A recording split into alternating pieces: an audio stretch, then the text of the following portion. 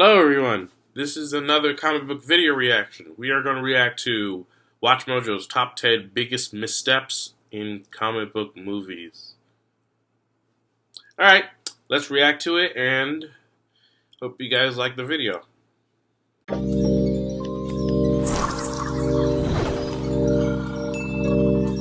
In recent years, comic book movies have been hitting it out of the park. But there are always a few exceptions, and of course a lot of stinkers that we would much rather leave buried on the moon.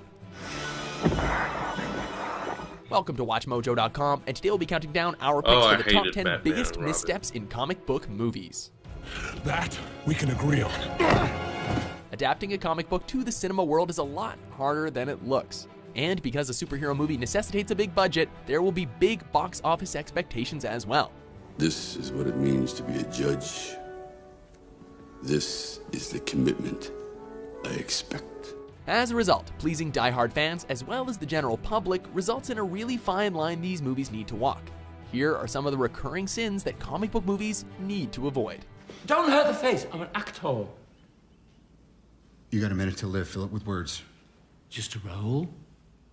The Mandarin, see, it's not real. Number 10, overuse of foreshadowing, sequel baiting. Alexei Sitsevich, currently serving a life sentence. He is most eager to join us. Kicking off our list is a technique that can leave your audience hungry for more, foreshadowing. If you already know your movie is going to be part of a huge story arc, it's okay to leave the audience with a little taste of what's to come. I'm here to talk to you about the Avenger Initiative. For example, the use of post-credit scenes in the Marvel Cinematic Universe were a good way to let audiences know that the best was yet to come. In recent years, however, movies have been going way too overboard with the foreshadowing.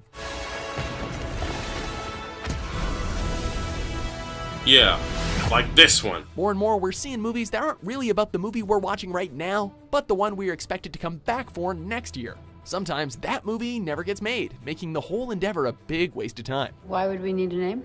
Because we're a team now, and there's 4 of us, so we should come up with a name for it. Like the Human Torch and the Torchettes. Number 9, shoehorning in characters for no reason.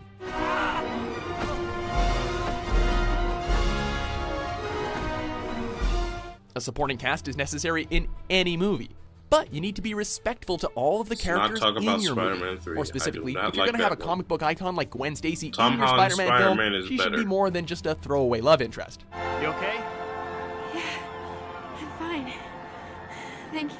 When your movie stars Superman, don't have him play second fiddle to a bumbling Richard Pryor. I mean, how was I to know he was going to start doing his thing when you started doing your thing? More importantly, if you really need to include several important X-Men mutants in a Wolverine-centered movie, some of which are making their silver screen debut, have them contribute to the story in some way. Otherwise, it can ruin the character and sours the audience to them for the future. Are you Remy LeBeau? Do I owe you money? No. Then Remy LeBeau I am. Number 8, too many subplots. No, I have no intention of settling down. This man killed my uncle, and he's still out there. Sometimes when one movie plot doesn't feel satisfying enough, adding a secondary plot or 2 can make things interesting. But that can also be pretty risky. If a movie needs to have subplots, be careful of how many they need to squeeze in. If the water spirits accept me, I can return to my dream and find what I missed. If you try to juggle a blooming or dying romance alongside battling the main villain, while that same villain has his or her own romantic subplot, the whole story is going to get lost in the translation. Norman Osborn has falsified evidence against me in order to take control of my work. While individual character arcs are important for character development, too many narratives make a movie that will just collapse in on itself. Would you like a drink? I'm sorry. What was I thinking? Bad for the public image, right, Mr. Key to the City? Number 7, too many jokes and one-liners. These shots are so good. I'd love to shoot you sometime. Not a deal breaker per se, as one of the fun perks of being a comic book hero is that you can add some humor to your dialogue while taking out the bad guys. Spider-Man is essentially known for this, and he excels at it. Just let me go. Is that a knife? Is that a real knife? Yes, it's a real knife. My weakness, it's small knives. Just let me go. Anything but knives! But if your hero is established as a serious and professional, or the situation is dire and desperate, a joke can spoil the whole mood for a scene. Nobody has to break anything. Clearly, you've never made an omelet. You beat me by 1 second. Some movies have even taken this much too far, and it's clear that the filmmakers got way too carried away with their own sense of humor. Cool it with the jokes, boys. Ooh. Talk about your cold shoulder. Number 6, trying to be too gritty. Hey, Clobber in town. Come here. What do you think? You think you can talk to me like that? Huh? You think you can talk to me like that? Fans continue to praise The Dark Knight for its darker tone, themes, and atmosphere, capturing the spirit of Batman perfectly. However, nowadays more and more movies are trying to capture that same gritty feeling, which just doesn't work the same way when your hero is, say, I don't know, an alien in a skin-tight blue jumpsuit. Never.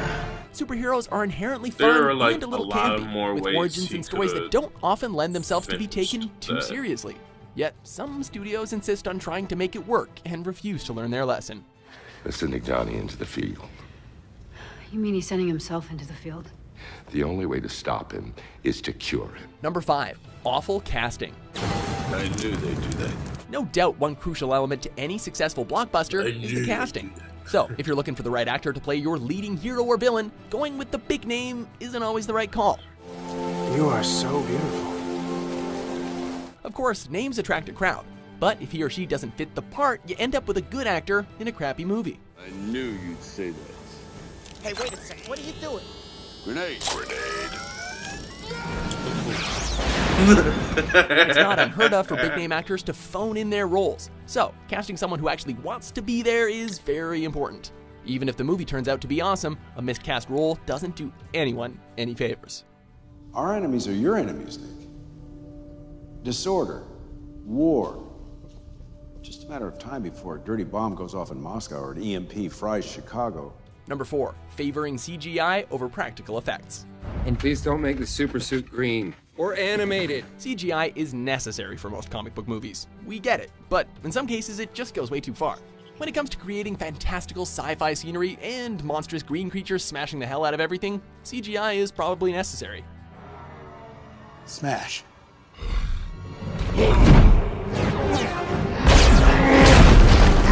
But more and more, this has become a substitute for things that the filmmakers are just too lazy to do manually. The result is a movie that can end up becoming a bit of a joke. Not bad, huh? You're a superhero. Speaking of costumes, why did they drop the claw props in the original X-Men films and replace them with silly-looking computer-generated claws? Look at this shit, what is that? Number 3, rebooting too early, rehashing origin stories.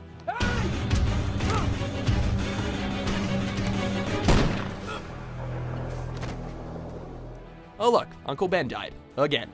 It's bound to happen. A franchise fizzles out and gets lost for a few years, and then someone decides now is the right time to dunk it in the Lazarus pit, so to speak. Each of you working together with a level of commitment and collaboration, putting aside petty squabbles if you want to fix what my generation broke. But if you reboot a movie franchise too soon, you'll be forcing the same audience to rewatch the same story, and inevitably then choose which director told the story best. Remember, with great power comes great responsibility. Origin stories are already the hardest part of a movie to pace. Seeing it over and over again so soon with a different actor makes the first half of any reboot feel completely pointless. You always said I had the potential to do something important. Who's the This should have been Marvel's. Number 2, too many villains. Let's cool it for now. I've got someone I want you to meet.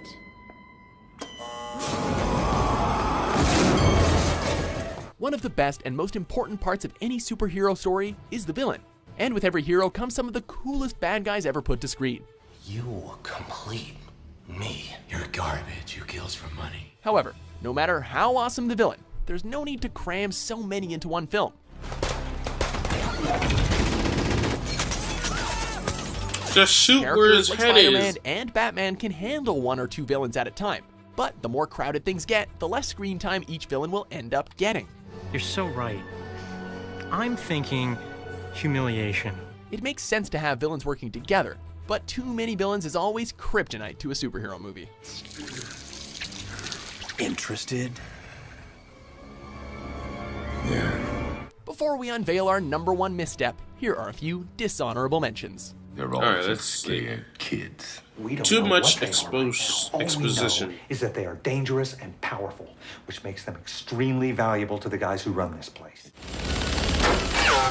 Bad costumes.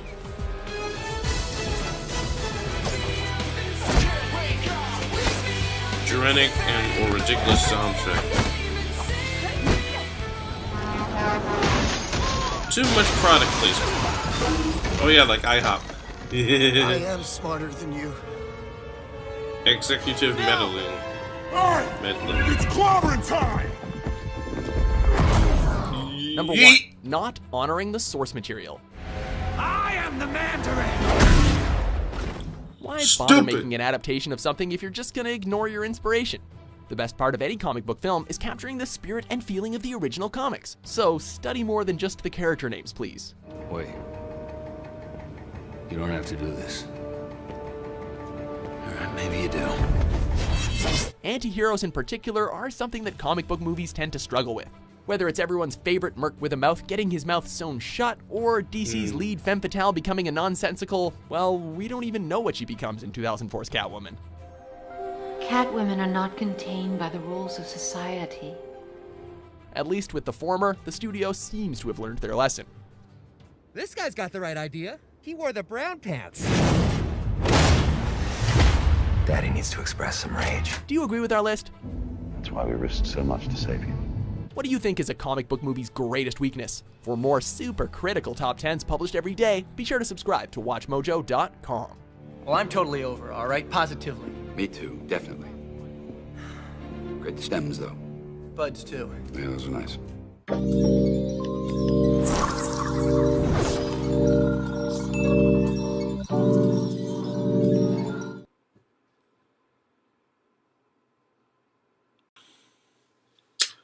All right, let me say something. I hated the ending in Spider-Man, in the Amazing Spider-Man 2, because they should have put more. They should have not cut back on that part. And what else? I'm still thinking. And I hated that Deadpool in X-Men Origins Wolverine. And I kind of liked Fantastic Four. What? I like the 2014 Fantastic Four. Or was it 2015? I don't know, but I liked it. Okay, I liked the reboot to Fantastic Four. If they reboot Fantastic Four again, that's fine. That's fine. But I liked it. Anyway, I'll see you guys next time.